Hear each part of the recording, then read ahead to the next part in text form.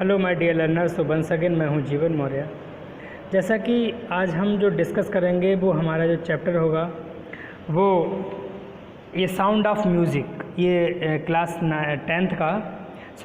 9th का ये second chapter है, the sound of music, the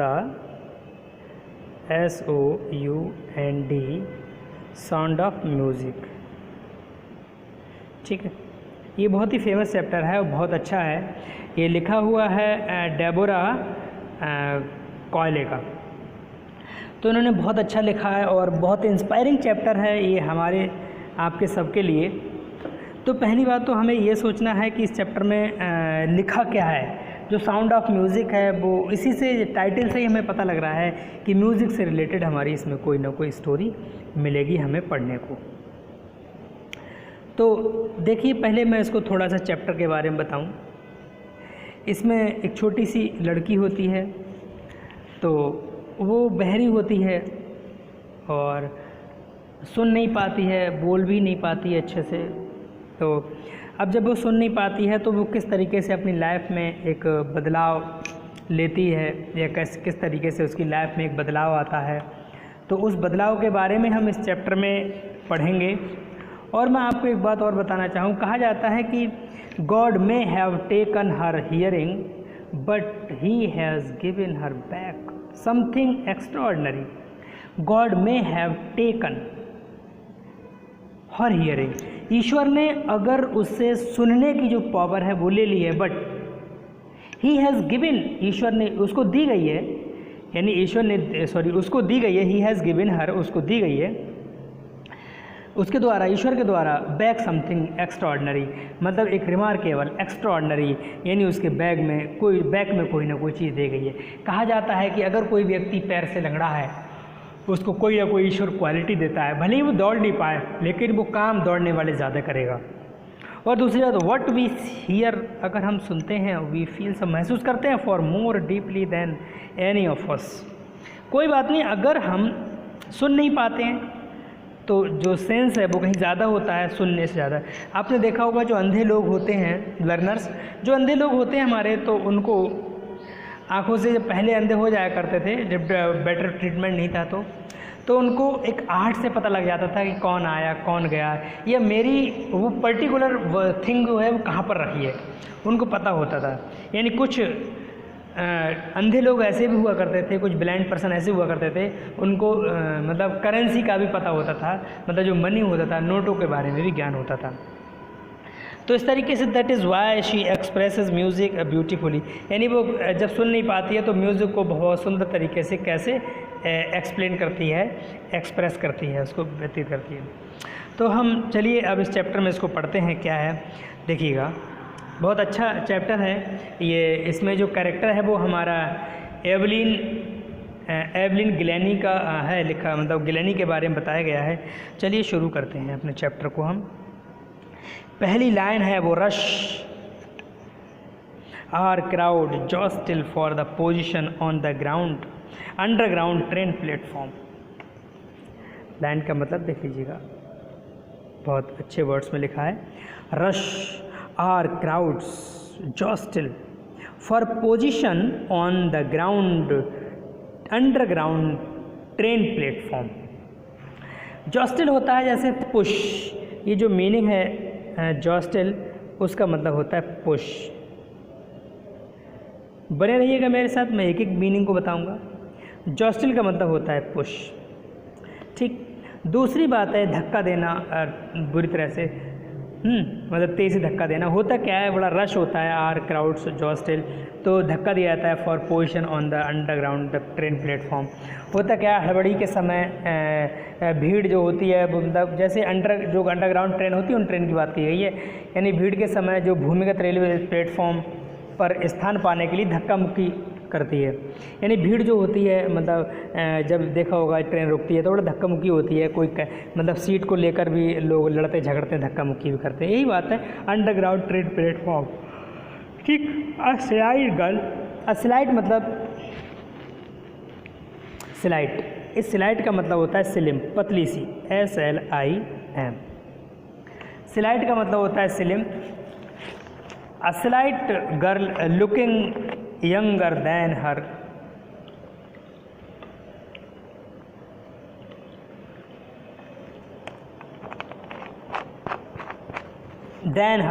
17 years was nervous yet excited as she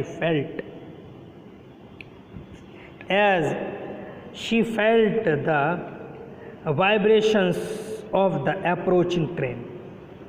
देखिए अब होता क्या है, वाइब्रेशन मतलब जैसे जो हल्का सा कंपन होता, मूवमेंट होना, ये हमारा वाइब्रेशन कहलाता है. एक्साइटेड मतलब बहुत ज़्यादा किसी एक्टिवेटेड होना, बहुत खुशी से भर जाना, एक्साइटमेंट कहलाता है.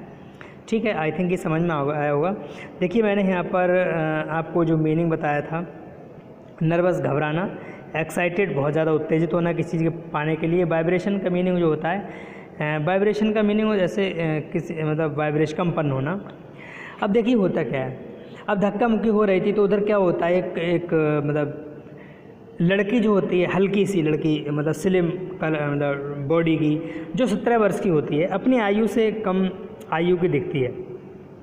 वो होती कैसी, घबराई हुई, तथापि आते हुए ट्रेन के कंपन का अनुभव कर उत्तेजित थी. था क्या कि वो जो लड़की थी 17 ईयर्स की थी, वॉज नर्वस, बहुत ज़्यादा घबराई हुई थी, एक्साइटेड थी. यानी felt the vibration of the approaching train. यानी उस लड़की को कुछ से सुनाई तो देता नहीं था, लेकिन उसकी जो लड़की की मतलब आहट थी, मतलब ट्रेन की जो आहट थी, वो लड़की को कहीं ना कहीं सुनाई दे रही थी. अब जब सुनाई दे रही थी तो देखिए, it was her first day, ये पहला दिन था, prestigious Royal Academy of Music in London, and daunting enough for any teenager fresh from the Scottish farm.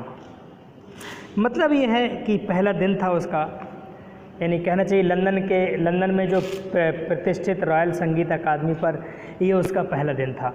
और जो देखा, और उसमें क्या था, जो स्कॉटलैंड के जो किसी फार्म पर उत्पन्न किसी किशोरी के लिए एक पर्याप्त मतलब डराने वाला एक अवसर था.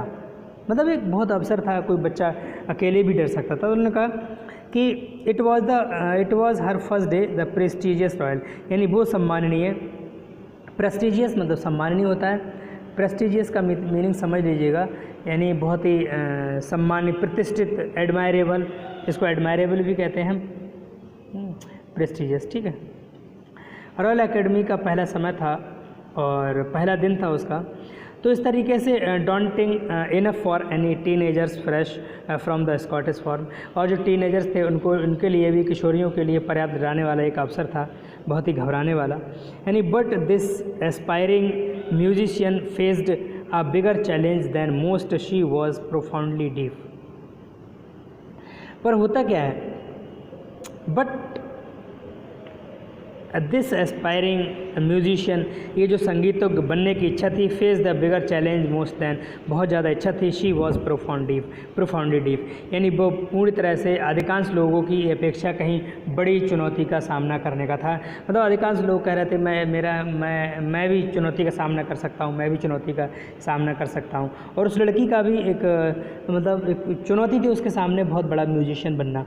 लेकिन म्यूजिशियन बन कैसे पाती, क्योंकि वो उसको सुझाई देता था, मतलब डीप थी, बहरी थी लड़की. तो आई होप ये लाइनें आपको समझ में आई होंगी अच्छे से. आगे देखिएगा इसके बाद की लाइन. अब इसमें क्या गया, सेकंड स्टैंजा में, Evelyn Glennie's lose her hearing had been gradual. अब जो उसका जो सुनने की पावर थी, ग्रेजुअल मतलब स्टेप बाय स्टेप, इस ग्रेजुअल का मतलब होता है step by step, step by step मतलब धीरे धीरे, धीमे धीमे, है ना. एक ग्रेजुअल का मतलब स्टेप बाय स्टेप. तो अब होता क्या है, जो एवलिन ग्लैनी होती है, एवलिन ग्लैनी की जो मतलब सुनने की जो पावर होती है, हैड बीन ग्रेजुअल, धीरे धीरे ख़त्म हो जाती है. हर मदर रिमेंबर्स नोटिसिंग, उसकी माँ को भी याद होता है. अब उसकी माँ को क्या याद होता है, देखिएगा कि मेरी बेटी को कम सुनाई देता है. Remembers noticing something was wrong when the 8 years old 11 was waiting to play the piano. यानी होता क्या है एक बार जब वो 11 साल की थी तो वो मतलब वेट कर रही थी बजाने का, लेकिन उसको समझ नहीं आ रहा था क्योंकि उसे सुनाई नहीं पड़ रहा था कि वो ये जो मतलब कहना चाहिए पियानो है जो बज रहा है नहीं बज रहा है, उसको कुछ फील ही नहीं हो रहा था। तो सम वॉज रॉन्ग, कुछ गलत था। वेन द 8 years old, जब वो 18 साल की थी, मतलब लड़की जो है जब वो 18 साल की थी, उसकी माँ को याद था कि वो जबकि वो उसको बजाने की प्रतीक्षा कर रही थी, मतलब पियानो के लिए बजाने की प्रतीक्षा कर रही थी। और होता क्या है मतलब उस समय कुछ चीज़ गलत नज़र आई थी उनको। आगे देखिएगा। शेज़ ईसाबेल, और उन्होंने ईसाबेल से कहा था, ईसाबेल गिलनी से कहा था फॉर इस बात को, यानी फॉर क्वाइट, यानी पूरी तरह से वाइल एवलिन, जबकि Evelyn manage to conceal her growing deafness from the friends and teachers. देखिए जो ईसाबेल गिलानी कहती हैं, अब ईसाबेल गिलानी क्या कहती, उसकी माँ थी, उन्होंने कहा कि उसका नाम पुकारा और वह नहीं उठी, यानी उसके साथ ही उसका नाम लेते थे लेकिन वह नहीं उठती थी। इस बात को काउंसिल किया जा चुका था ग्रैंग डिफनेस किया उसके दोस्तों के द्वारा और उसके टीचर्स के द्वारा। दोस्तों ने भी कहा कि इसको सुनाई नहीं देता है और टीचर्स ने भी कहा कि इस बच्ची को सुनाई नहीं देता है प्रॉपर। अब जब प्रॉपर सुनाई नहीं देता है तो उनके सामने समस्या थी, क्योंकि माँ थी, माँ को कहीं ना कहीं उसको ये लग रहा था कि मेरी बेटी कुछ बनना चाहती है और ये बन नहीं पा रही है क्योंकि इसको सुनाई नहीं आता है। नेक्स्ट है हमारा बट बाय द टाइम, समय के साथ साथ। अब होता क्या है, समय के साथ साथ she was 11 her marks and deteriorated and her headmistress urged her parents to take her to the specialist. अब होता क्या है, अकस्मात होता है जब ये सब सारी बातें घटनाएं घटती हैं उसके साथ, तो बहरेपन का तो पता लग ही गया था, छोटी सी थी तभी, और उसके मित्रों और शिक्षकों ने भी उसको बताया था कि ये बच्ची जो है बहरी है। लेकिन 11 वर्ष की थी तो उसके अंकों में और गिरावट आने लगी। धीरे उसकी क्या है जो मतलब मैडम थी, जो प्रिंसिपल मैडम थी, उनके माता पिता ने उनसे सिफारिश की कि इसको ऐसा किसी स्पेशलिस्ट को दिखा लो। तो उन्होंने कहा था कि ऐसा करिए आप इसको, बट बाय द टाइम, समय के साथ साथ जो मार्क्स थे वो डेट्रियोरेटेड मतलब कम होते जा रहे थे। अब होता क्या है, हर हेड मिस्ट्रेस मतलब उसकी जो मैडम थी, प्रिंसिपल मैडम ने अर्ज निवेदन किया पेरेंट्स से to take her to a specialist, कि इस लड़की को किसी स्पेशलिस्ट को दिखा लो, कि लड़की को सुनाई नहीं देता है क्लास में, इसको किसी स्पेशलिस्ट को दिखा लीजिए। It was then discovered that her hearing was severely impaired as a result for gradual nerve damage. अब देखिए हुआ क्या था, यानी उस समय ये बात सामने आई कि जो एक नर्व होती है, कृमिक स्नायु, उसके मतलब क्षति होने के फलस्वरूप उस लड़की को जो होता है वो नस जो है, जो सुनने वाली जो हमारी वेंस है, उससे बहुत कमज़ोर हो गई है और इसको सुनाई नहीं आएगा। तो उन्होंने कहा था कि जो वो कैसी है, जो नर्व है वो ग्रेजुअली नर्व डैमेज हो चुकी है, यानी इम्पेयर्ड मतलब नर्व इम्पेयर्ड हो चुकी है, पेयर्ड में नहीं है, पूरी तरह से अच्छा वर्क नहीं कर रही है, इसकी सुनने की कैपेसिटी है वो धीरे धीरे कमज़ोर हो चुकी है, वो नष्ट हो चुकी है। यानी they were advised that she should be fitted with the hearing aids and sent to the school for the deaf. आप ऐसा, अब उन्होंने एडवाइस किया डॉक्टर्स ने कि ऐसा करिएगा, इस बच्ची को परामर्श दिया उन बच्ची को, उसके माता पिता के लिए, कि इस बच्चों को कानों से तो सुन नहीं पाएगी, इसको क्यों ना इस बहरों के स्कूल में भेज दिया जाए। अब एवलिन सडनली लुक्ड ब्लैक से एवलिन। अब एवलिन जो होती हैं, एवलिन कहती हैं, एवलिन क्या कहती हैं, अचानक कहती हैं कि अकस्मात प्रत्येक चीज़ काली दिखाई देने लगती है। अब इसको एक ही प्रॉब्लम है कि एवरीथिंग सडनली लुक्ड ब्लैक। अचानक क्या होता है, इसको सारी चीज़ें लुक्ड ब्लैक, यानी अचानक दिखाई देने लगती हैं। ये भी बात उन्होंने कही थी। तो देखिए इसमें क्या है, देखिए अब समझ में आ रहा होगा कि एक किस तरह की स्टोरी है और अच्छी है। देखिए एक बच्ची है, वो किस तरीके से अपनी समस्याओं से जूझ रही है, प्लस उसके पेरेंट्स भी जूझ रहे हैं, लेकिन वो हिम्मत नहीं हारती है। देखिए किस तरीके से वो अपना डॉक्ट्रिन पूरा करती है। तो इस स्टोरी से हमें ये भी शिक्षा मिलती है कि हमें अगर हमारे अंदर कोई कमी है तो हम उस कमी को भूल जाएं, हमारे अंदर जो कैपेसिटी है उसको, जो क्षमता है उसको डेवलप करना चाहिए। But Evelyn was not going to give up, लेकिन जो एवलिन जो थी उन्होंने अपना गिव अप मतलब टू विल हार नहीं मानना, गिव अप मतलब वॉज नॉट गिव अप मतलब हार ना मानना, गिव अप का मतलब ऐसे त्यागना होता है, यानी हार ना मानना। इसको हम यील्ड भी तो कह सकते हैं, टू यील्ड, YIELD, ठीक है, इसका मीनिंग हो गया ये। But Evelyn was not going to give up, लेकिन एवलिन ने अपनी हार नहीं मानी, यानी अपना हिम्मत नहीं हारी। शी वॉज डिटरमाइंड, उनको निर्णय किया यानी निश्चय लिया। डिटरमाइंड मतलब रिजॉल्व, डिटरमाइंड का मतलब रिजॉल्व भी होता है, रिजॉल्व मतलब दृढ़ निश्चय, यानी to lead normal life and pursue her interest in music. अब उनको ये भी पता था कि हमारी जो बेटी है वो सामान्य जीवन बिताने के लिए संगीत में रुचि का अनुसरण करने के लिए मतलब दृढ़ संकल्प थी। उन्होंने कहा कि हमारी जो बेटी है वो बहुत दृढ़ संकल्पी है, और मतलब उन्होंने कहा कि मतलब इसको इंटरेस्ट, म्यूज़िक में इंटरेस्ट है। One day she noticed a girl playing the xylophone. अब एक दिन क्या हुआ, इसने जो ज़ीलोफोन था बजाते हुए सुना था, किसी लड़की को देखा था, है ना, playing the xylophone and decided, निश्चय किया that she wanted to play too, यानी उसने भी निश्चय कर लिया कि मैं भी ये ज़ाइलोफोन बजाऊंगी, यानी ज़ीलोफोन मैं भी बजाऊंगी। और दूसरी बात ये है, the most of the teachers discouraged her, यानी बहुत सारे टीचर भी निराश हो गए थे।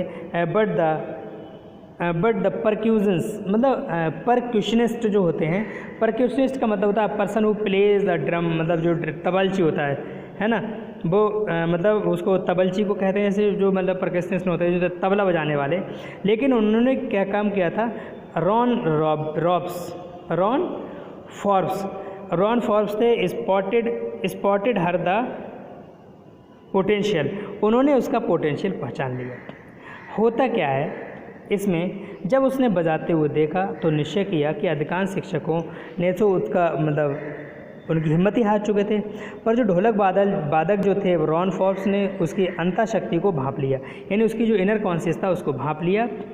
अब जब भांप लेते हैं, he began to tuning to large drums to different notes. अब वो शुरू करते हैं ट्यूनिंग को बड़े बड़े ड्रम्स के माध्यम से। अब वो बड़े बड़े ड्रम्स के माध्यम से ट्यूनिंग को शुरू करते हैं। उन्होंने भाप लिया कि इसकी जो मतलब सेंस की जो सेंस है वो कहीं ज़्यादा है, भले ही नहीं सुन पाती लेकिन सेंस ज़्यादा है, समझने की पावर ज़्यादा है इसमें, और ये मतलब सुर को बजा लेगी।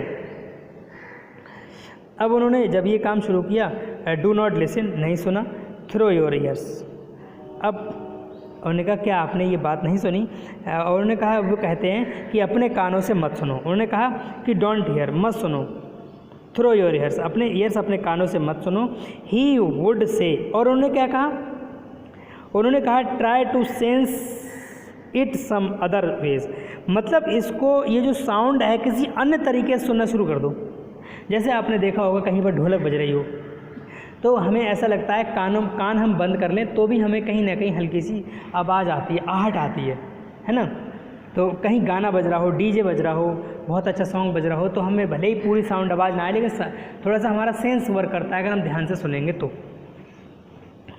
अब उन्होंने कहा कि दूसरे सिस्टम से शुरू, मतलब दूसरी तरीके से उन्होंने कहा, अकस्मात अनुभव किया कि जो लड़की है वो ऊंचे ढोल के स्वर में मतलब कमर से ऊपर महसूस कर लेती है, और जो ढोल है वो नीचे, मतलब ढोल जब बज रहा है तो कमर से नीचे का सिर जो मतलब स्वर है वो उसमें महसूस किया जा सकता है। उन दोनों बातें कही थी, मैंने अकस्मात अनुभव किया कि, अब वो कह रहे हैं कि मैंने अकस्मात अनुभव किया, मैंने ऊँचे ढोल का स्वर जो था वो कमर से ऊपर महसूस किया और नीचे ढोल का स्वर जो होता है वो कमर से नीचे महसूस किया। इस तरीके का उन्होंने अपने दिमाग में बात को मतलब लिया। ही वुड से वो कहेंगे says Evelyn suddenly I realized, मतलब उसने महसूस किया, I could feel the higher drum from the waist up, यानी कमर के ऊपर से भी फील किया, and lower one from the waist, और कमर के नीचे से भी मैंने सुनने, मतलब दोनों पार्ट से मैंने सुनना शुरू किया, डाउन नीचे से। फोर्ब्स रिपीटेड, यानी फोर्ब्स जो थे उन्होंने रिपीट किया the exercise, and soon Evelyn discovered that she could यानी sense certain notes in different parts of her body. अब उसने सुना कि अब उन्होंने जो फोर्ब्स थे उन्होंने रिपीट किया वही एक्सरसाइज की कि देखें कौन सा स्वर किस पार्ट से सुन रही है। मतलब जो पैर जो मतलब होता क्या था, पैर नंगे पैर ज़मीन पर ज़मीन पर अपना पैर रखती थी, फर्श पर जो वही अपना पैर रखती थी, तो उसको धुर जो उसकी धुन थी, जो टोन थी, वो समझ में आती थी और किस तरीके से ये बज रहा है। नेक्स्ट है I had learn open my mind, और फिर मैंने ये जाना बॉडी टू साउंड की जो बॉडी है वो साउंड मतलब साउंड को फील कर रही है, एंड वाइब्रेंस को rest pass the sheer determination and hard working, यानी डिटर्मिनेशन निश्चय किया, हार्ड वर्किंग कठिन परिश्रम करने का। अब मैंने अपने मस्तिष्क और शरीर को ध्वनि और कंपन का ग्रहण करने के लिए मतलब खोलना सीख लिया। अब उसने सीख लिया, यानी हो सकता है क्या शेष जो बचा होता है वो मतलब घोर परिश्रम करते हैं बचे हुए पार्ट में। तो देखिए किस तरीके से उन्होंने उसको सुना म्यूज़िक को। आगे नेक्स्ट है हमारा शी नेवर लुक्ड बैक। अब होता क्या है, उसने कभी पीछे मुड़कर कभी नहीं देखा। बैक दैट पॉइंट ऑनवर्ड्स, यानी कभी भी ज़िंदगी में पॉइंट ऑनवर्ड्स कभी अपनी लाइफ में नहीं मुड़कर देखा। शी टूर्ड, और उसने टूर किया था United kingdom with the youth orchestra, यानी जो ऑर्केस्ट्रा जो बजाते हैं, ऑर्केस्ट्रा मतलब ग्रुप ऑफ इंस्ट्रूमेंटल, मतलब जो ऑर्केस्ट्रा ग्रुप होता है उसको कहा जाता है ऑर्केस्ट्राज। उन्होंने उनके साथ मतलब यूनाइटेड किंगडम का भ्रमण किया। And by the time she was 16, उस समय वो 16 वर्ष की थी, यानी she had decided to make musician her life, और उसने अपनी लाइफ में डिसाइड किया कि मुझे क्या बनना है, एक संगीतक बनना है। She audition for the royal academy of music, उन्हें ऑडिशन दिया रॉयल एकेडमी ऑफ म्यूज़िक में, यानी scored one of the highest marks in history, यानी उस समय का उसका इतिहास था इस रॉयल एकेडमी का कि सबसे ज़्यादा उसका ही मतलब उसको मतलब प्राइज़ मिला था। मतलब कहना चाहिए था कि उसको मतलब उस समय क्या था, जब वह 16 साल की थी तो वह अपने जीवन को संगीत से समर्पित करना चाहती थी, समझ लिया था। लेकिन हुआ क्या था, उसने रॉयल संगीत अकादमी के सामने अपना प्रदर्शन किया, ऑडिशन दिया, और अकादमी के इतिहास में वह सर्वोच्च अंक पाने वाली लड़की थी, यानी उसमें हाईएस्ट स्कोर प्राप्त किया था उन्होंने। यानी she gradually moved from the orchestra work to solo performance. अब होता क्या है, उसने धीरे धीरे वो बजाना शुरू किया। अब 3 वर्ष का पाठ्यक्रम के अंत तक वह अधिकांश सर्वोच्च से मतलब बहुत ज़्यादा वो प्राइज़ ले चुकी थी। अब परफॉर्मेंस किया। एट द एंड, अंत में ऑफ द 3 ईयर्स, 3 साल के अंत में, she had captured most of top awards, यानी उसको बहुत ज़्यादा अवार्ड्स मिले, कैप्चर किए थे अवार्ड्स। नेक्स्ट और लास्ट है 8 पार्ट का वीडियो हमारे। And for all this Evelyn would not accept any hint of heroic achievement.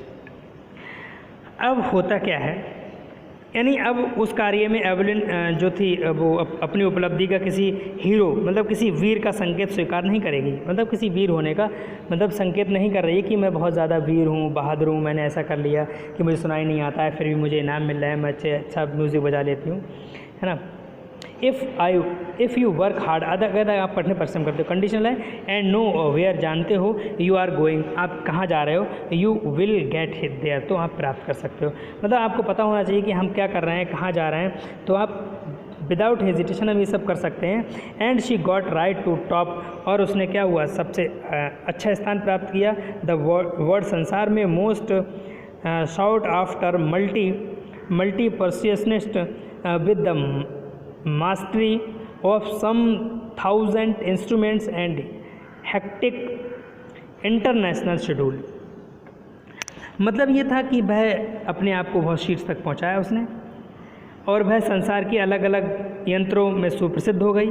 हजारों यंत्र मतलब सिद्ध हस्ती भी थी और निरंतर अंतर्राष्ट्रीय कार्यक्रम के शिखर पर पहुंचने लगी।